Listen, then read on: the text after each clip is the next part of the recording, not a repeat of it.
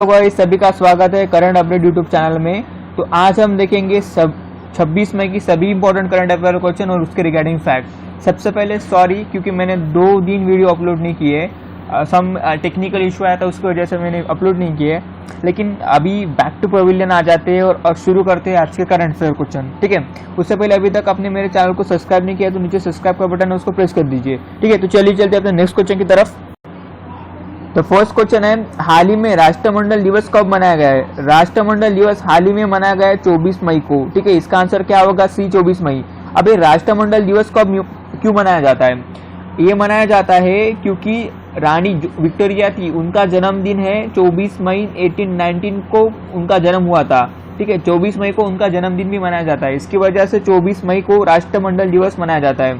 ठीक है, तो ये रहा इसके रिगार्डिंग फैक्ट। ओके, तो ये रही इसके रिगार्डिंग फैक्ट। लेकिन और एक बात है कि जो उच्चायुक्त है और जो राजदूत है, क्या उच्चायुक्त और राजदूत इन दोनों के बीच में डिफरेंस क्या है?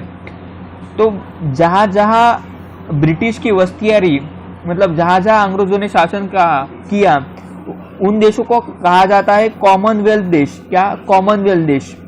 तो इंडिया भी एक कॉमनवेल्थ देश है और सभी कॉमनवेल्थ देशों में हाई कमीशन नियुक्त होता है। क्या? हाई कमीशन मतलब उच्चायुक्त।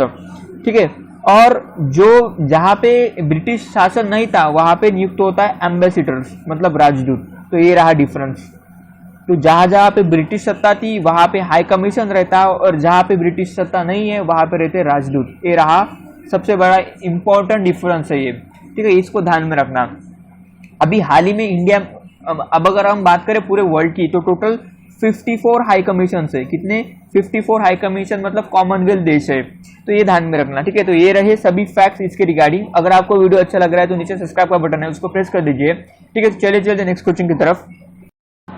नेक्स्ट क्वेश्चन है, हाल ही में भारत और बांग्लादेश के बीच कितने आमद बंदरगाह मतलब पोर्ट ऑफ कॉल जुड़े गए? आमद बंदरगाह। ओके, तो ये आमद बंदरगाह क्या होते हैं कि जो भी बंदरगाह है वो दोनों देश यूज कर सके, मतलब बांग्लादेश भी यूज कर सके और भारत भी यूज कर सके, उनको कहा जाता है आमद बंदरगाह। इसको अंग्रेजी में कहा जाता है पोर्ट ऑफ कॉल। तो हाल ही में 5 बंदरगाह जुड़े गए। कितने? 5 बंदरगाह। तो ये जो आंकड़ा है वो ध्यान में रखना। ठीक है, इससे पहले भी 6 बंदरगाह जोड़े गए थे, अभी हो गए टोटल 11 बंदरगाह। पहले के 6 और अभी के 5, ऐसे हो गए 11 बंदरगाह। ठीक है, तो ये बातें ध्यान में रखना। ठीक है, तो यहाँ पे बात हो रही है बांग्लादेश की। इंडिया और बांग्लादेश के बीच एक मिलिट्री एक्सरसाइज होती है, काफी पॉपुलर एक्सरसाइज है, वो हाल ही में पास्ट में हुई थी। उसका नाम क्या है? समृद्धि। क्या? समृद्धि एक्सरसाइज की होती है भारत और बांग्लादेश के बीच। ये एक्सरसाइज का नाम देखना, याद में रखना। तो हाल ही में जो समृद्धि एक्सरसाइज हुई थी वो कहाँ पे हुई थी? वो हुई थी मेघालय में। लोकेशन भी पूछते एग्जाम में, काफी एग्जाम में पूछी गई है कि बांग्लादेश और इंडिया के बीच कौन सी एक्सरसाइज होती है, वो कहाँ पे हुई, मतलब जो लेटेस्ट वाली एक्सरसाइज होती है उसकी लोकेशन काफी बार पूछते हैं और स्टूडेंट वहीं पे मार खा जाते हैं, क्योंकि स्टूडेंट उसका नाम, एक्सरसाइज का नाम ध्यान में रखते हैं लेकिन जो लोकेशन कहाँ पे हुई थी उसका ध्यान में नाम नहीं रखती है। ठीक है, तो मेघालय में हुई थी हाल ही में जो इंडिया और बांग्लादेश के बीच एक्सरसाइज हुई थी। ठीक है, तो अभी और फैक्ट्स जान लेते हैं बांग्लादेश के बारे में। बांग्लादेश की कैपिटल क्या है? ढाका है। ठीक है, इसकी करेंसी क्या है? इसकी करेंसी है टाका। ठीक है, उसके बाद में यहाँ के प्रेसिडेंट कौन है? अब्दुल हामिद। ओके, उसके बाद में यहाँ के पीएम कौन है? शेख हसीना। तो ये भी आप चीजें ध्यान में रखा कीजिए। ठीक है, बांग्लादेश हाल ही में एक चीज के लिए पॉपुलर रहा था, वो एक करंट अफेयर था। वो क्या था? बांग्लादेश दुनिया का पहला कंट्री है जो पूरे मैनेजमेंट के लिए, कोविड-19 के मैनेजमेंट के लिए एआई यूज किया है, उन्होंने आर्टिफिशियल इंटेलिजेंस यूज किया है। तो ये भी ध्यान में रखना। ठीक है, तो ये सभी रहे बातें बांग्लादेश की रिगार्डिंग। तो चलिए चलते अपने नेक्स्ट क्वेश्चन की तरफ चलते। नेक्स्ट क्वेश्चन है, हाल ही में किस राज्य की खुडल पहल कोविड-19 से लड़ने के लिए विश्व की शीर्ष 10 पहलों में शामिल किया गया है? किस राज्य की खुडल पहल कोविड-19 से लड़ने के लिए शीर्ष विश्व की 10 बेस्ट पहलों में शामिल किया गया है? तो जो दुनिया की सबसे बेस्ट पहल है कोरोना से लड़ने के लिए, उनमें किस राज्य की खुडुल पहल शामिल है? तो ये है राज्य मणिपुर। क्या है? मणिपुर। इसका आंसर क्या है? बी, मणिपुर। ठीक है, मणिपुर की जो ये खुडुल पहल है उसको दुनिया के 10 बेस्ट जो पहल है उनमें शामिल किया गया है। ठीक है, तो ये खुडुल पहल क्या है? कुटिल प्रबल में क्या होगा कि जो LGBTI लोग रहते हैं, LGBTI लोग मतलब जो लेस्बियन, गे, बायसेक्सुअल, ट्रांसजेंडर, तो इन लोगों को क्या होगा कि इन लोगों की मदद की जाएगी। ठीक है, एक NGO है, उस NGO का नाम है वाई ऑल, ओके, या ऑल जो एक NGO है ये लोगों की मदद करेगा।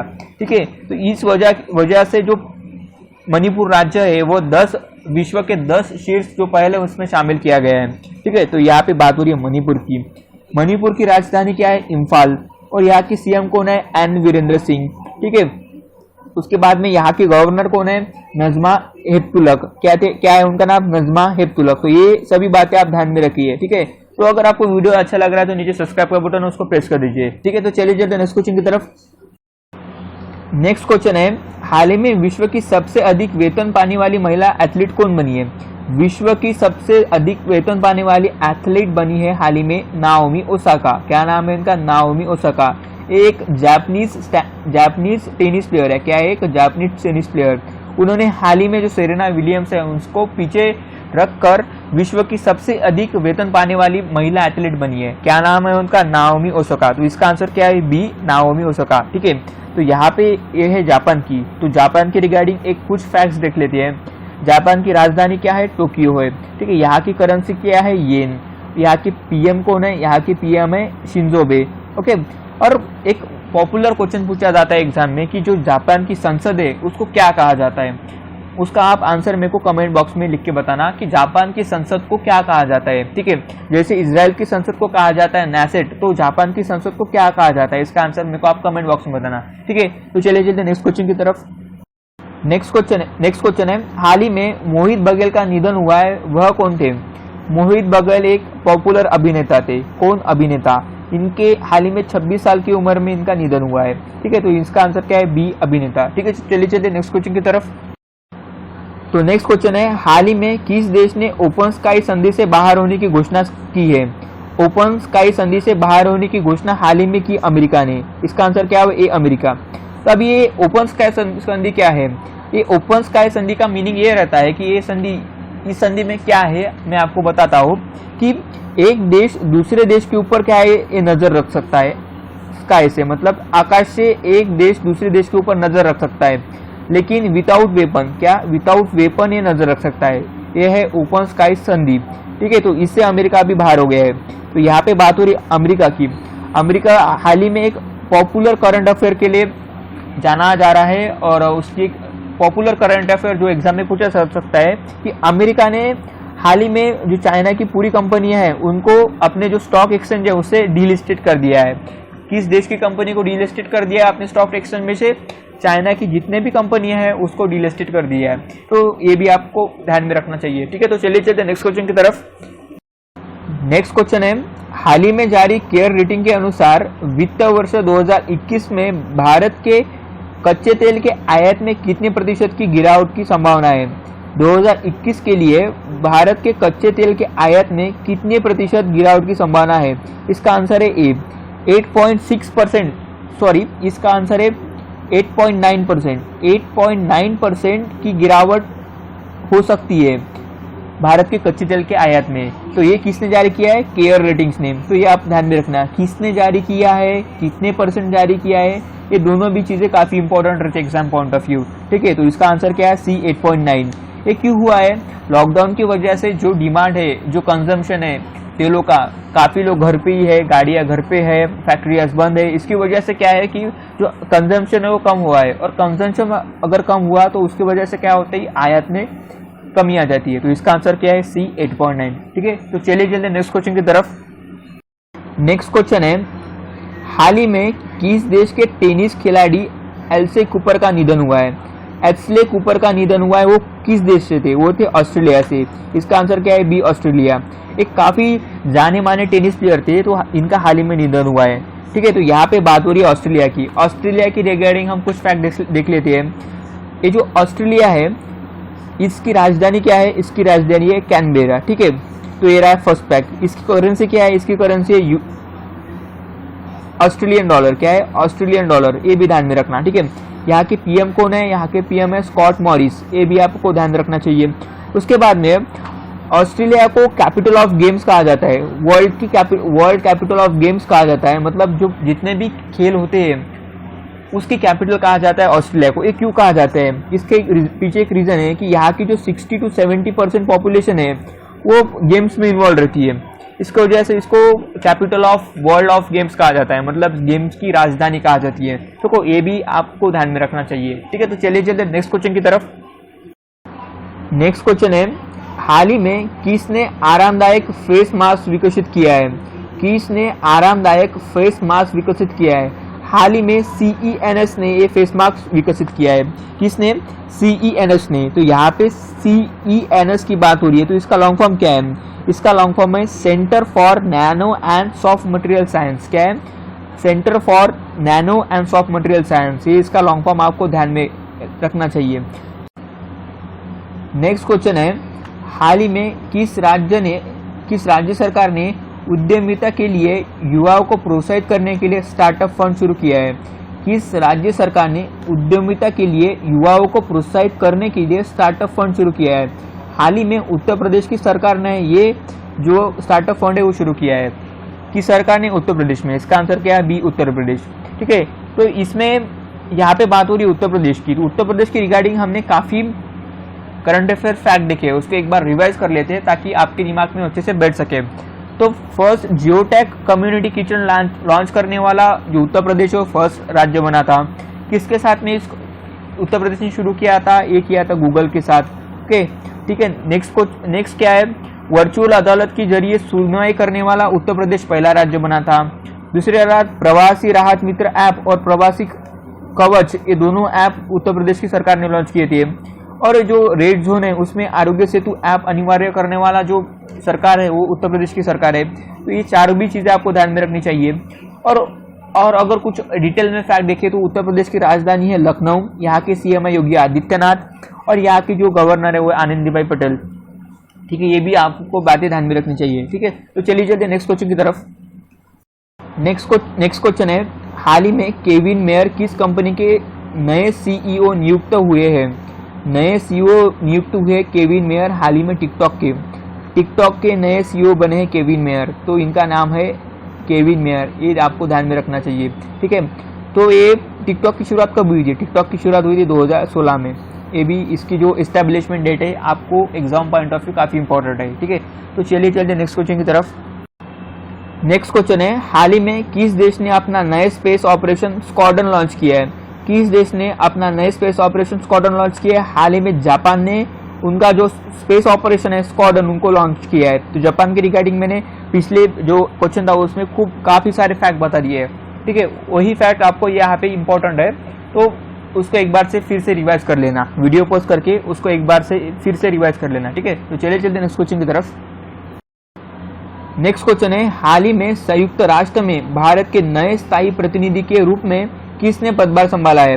संयुक्त राष्ट्र में भारत के नए स्थायी प्रतिनिधि के रूप में किसने पदभार संभाला है? हाल ही में TS मूर्ति ने ये पदभार संभाला है। इसका आंसर क्या होगा? C, TS मूर्ति।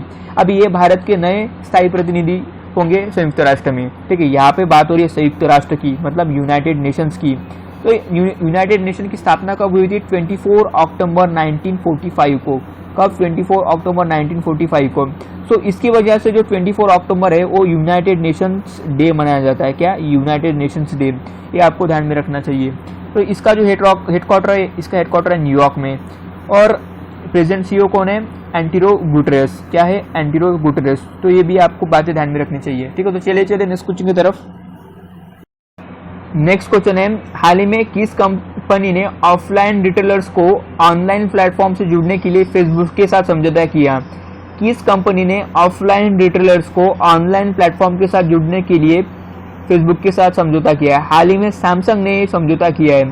सैमसंग के जो ऑफलाइन रिटेलर्स है उनको ऑनलाइन प्लेटफॉर्म मिल सके, इसकी वजह से सैमसंग ने फेसबुक के साथ समझौता किया है, ठीक है। तो यहाँ पे बात हो रही है फेसबुक की और सैमसंग की। सबसे पहले सैमसंग के बारे में देख लेते हैं। सैमसंग एक साउथ कोरियन कंपनी है, ठीक है। सैमसंग क्या है? साउथ कोरियन कंपनी है। अभी रिटर्न बैक टू आते फेसबुक के ऊपर।